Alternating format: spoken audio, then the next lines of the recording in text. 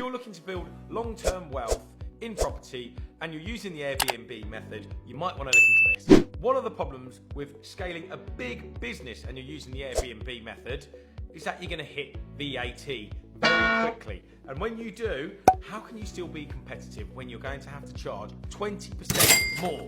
Now, if you're keeping it very small and you've got a few properties and you're managing it yourself and you're under the 80k mark, that's the little sweet spot in my opinion. But a lot of these gurus online aren't explaining what happens when you're trying to scale and make a big business out of it, and how can you be competitive when you're charging an extra 20%. The next issue is management. Now, it's fine again if you're self-managing and it's your job and you run around and you enjoy it, but not everyone. If you don't like management of Airbnb and you get someone else to do it, pretty much all the cream on the top is gone. The sweet spot is, I think, as I said it earlier, someone that's running a few properties for themselves, is under the VAT threshold and can make a nice little living out of it.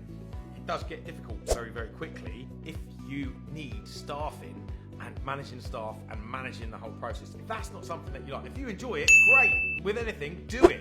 But if not, this is going to be a drag and isn't probably the best way of building long-term wealth, in my opinion. I like the tried and tested way of buying a place, refurbishing it, refinancing it, recycling your money, and growing an asset base that increases over time with capital growth and has big cash flow.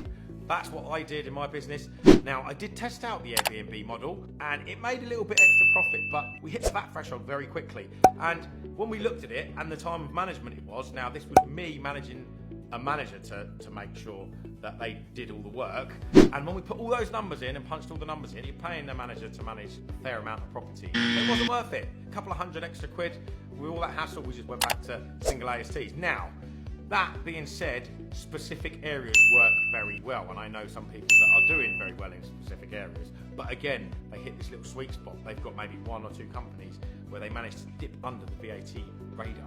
Something to consider if you are getting into Airbnbs or you want to get out of the Airbnb business and want to turn it back into ASTs like I did. That gives you my opinion and happy investing.